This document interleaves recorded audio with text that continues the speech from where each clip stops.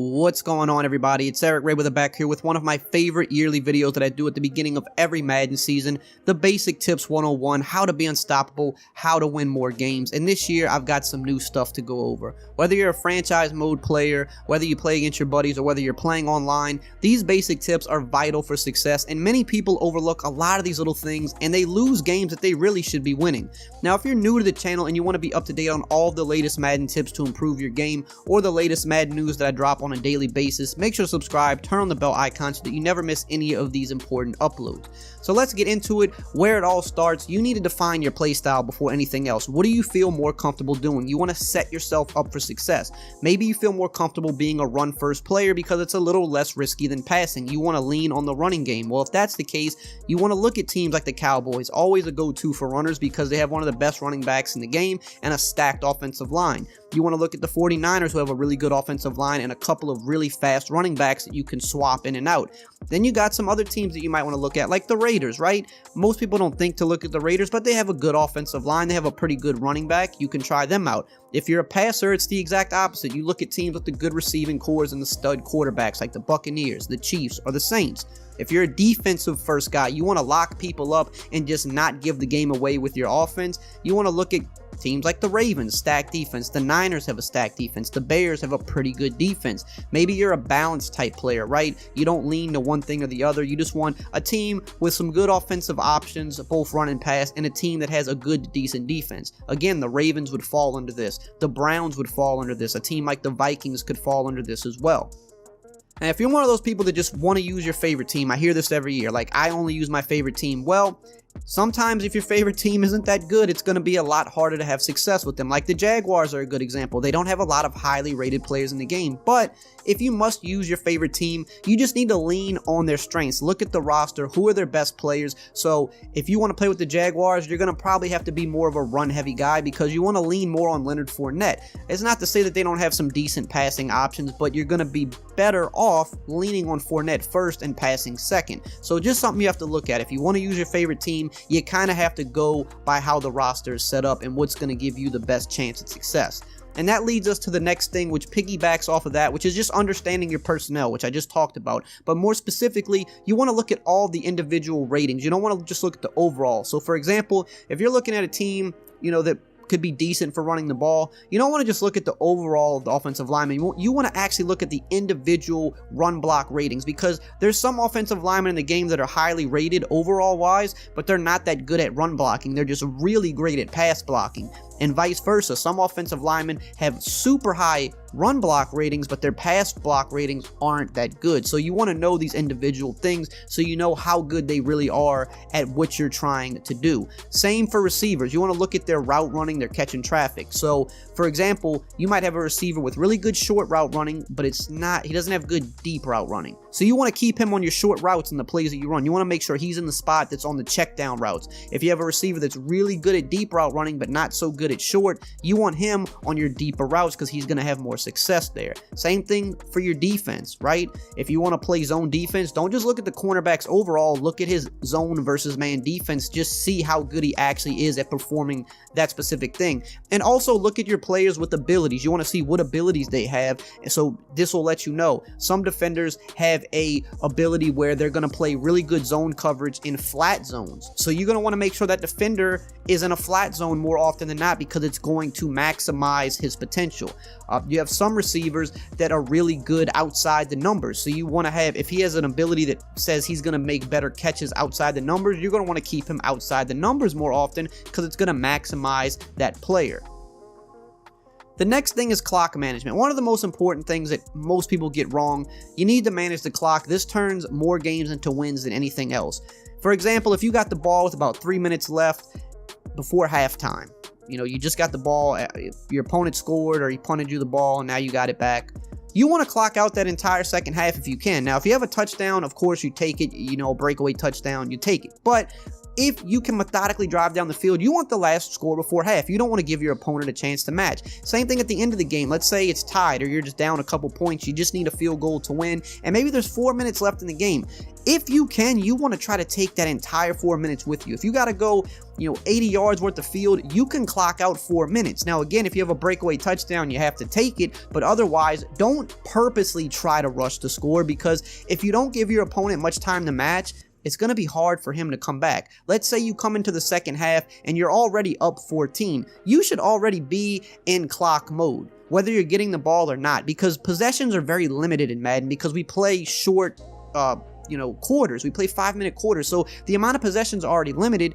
Make sure that you are trying to take as much time as you can if you're up multiple possessions, because at that point, your opponent has to play perfect. He has to not let you score at all, and he has to score on every possession to win the game, because he might only touch the ball a couple more times. So make sure you're always managing the clock to the best of your abilities.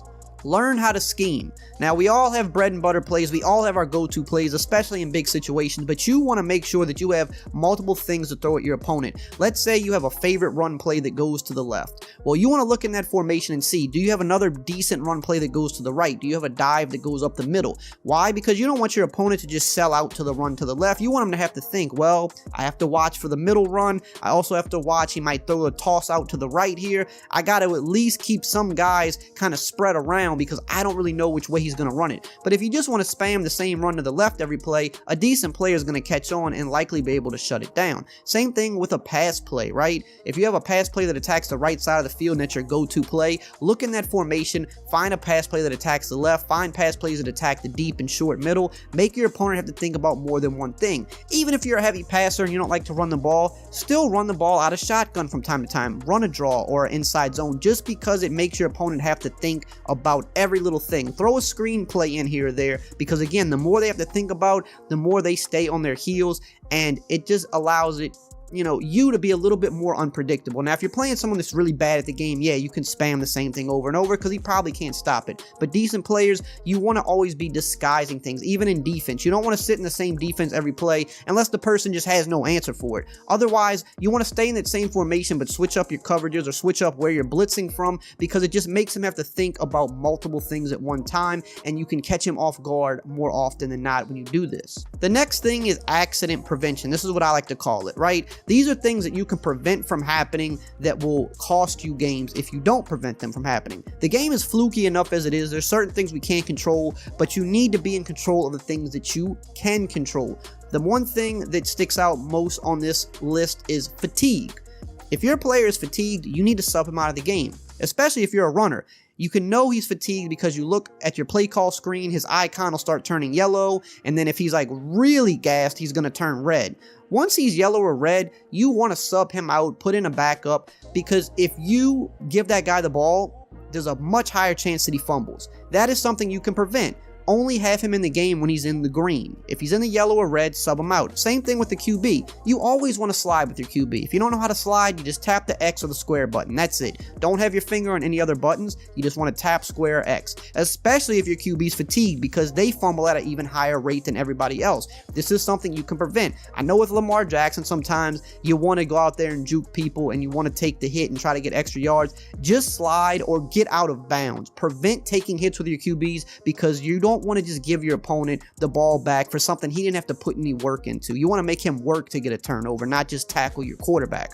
Block your running back. Something that's so simple, but a lot of people don't do. They want to send him out in a route every play. Well, if your opponent likes to send 6 people at you pretty consistently, blocking the running back will pick this up almost every time, unless your opponent finds a really glitchy, broken blitz, which happens from time to time. But the average blitzes people try to send at you, simply blocking a running back will take this away, and it'll allow you to not be under pressure, and you can complete your passes and not have to just make dumb mistakes because you failed to do something that was so simple.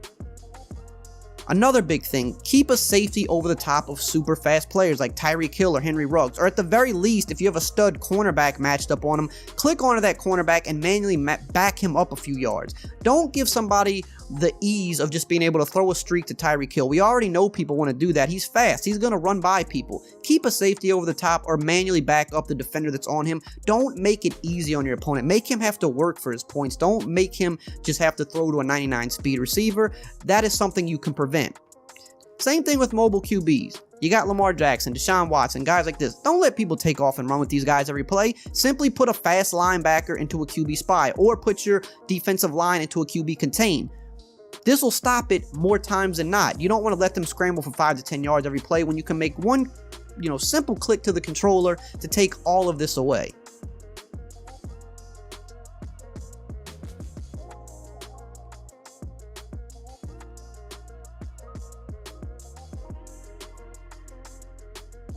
User defending. This is the hardest thing on the list. People are always scared to do it, but if you want to use the defensive line, you're going to always be at a disadvantage because using a defender in coverage allows you to, at the very least, take away one route per play. You can't depend on the AI for everything in coverage. They break down a lot. At least with your user defender, you can take away a go-to route. Now, some people that get really good with this, they can kind of bounce around and they can bait you to throwing them picks. But you don't even have to do all that to win a lot of games. You just need to know that, hey, this guy loves to throw this slant route, or this guy loves to throw this, route to the flat right here, or something like that. By simply getting on a user and just mirroring that receiver, just running with him, you take that route out of the play. If they throw it to you, you get a pick, or you could force an incompletion. And at the very least, you force them to go to their second read. A lot of people you play don't have a second read. They just want to throw the one route that they feel like is always going to be open. So even if you're not a good user defender, it does not take much time to learn how to take away one route. You just have to know what route they want to throw to, and you have to get on a user and just mirror the route. Stand in front of it. Run with it. Just be in the way. Don't allow them to just throw a wide open slant or a wide open crossing route every play. Get back there and try to defend it. You're going to mess up a lot at first. You're going to mess up a ton, but that is just part of the process of becoming a better user defender. But once you get better at this, this will win you more games than probably anything else on this list. Next thing you want to do is learn from your opponents. Look, a lot of people, sometimes they try to be, too good to do this, but look, if you play somebody and they hit you with something that's really good, there's no problem with taking that, or at the very least learning how to stop it. If somebody has a really good pass play and you just couldn't figure out how to stop it, go into practice mode after the game and run a defense versus that play and try to find where a weakness is. Try to find something that can help stop that play. And if you feel like the play is good and it's in your playbook, add it to your arsenal. Why not? Teams do it in the NFL all the time. It's a copycat league for a reason. If somebody has something good, you can benefit by adding it to your arsenal, and you can benefit by learning how to stop it, because if something good is being ran, especially in online play, you're very likely going to see it again from somebody else, so next time you'll have a better idea of how to stop it. Now, the last thing on this list is for guys that want to take their game to that next level. Whether you're a rookie or a Madden veteran, there's always room to improve and win more games. I'm partnered with Huddle.gg, and they offer advanced Madden 21 tips and strategies from the best players in the world. And you can get started for free with my link below, which will be in the description. If you want to learn even more than what I can teach you, these guys will get your game to a whole nother level. So check it out. Link is in the description. That's going to be all today, guys. I hope you enjoyed this video and found it helpful. If you did, as always, like, comment, subscribe, and I will see you guys next time.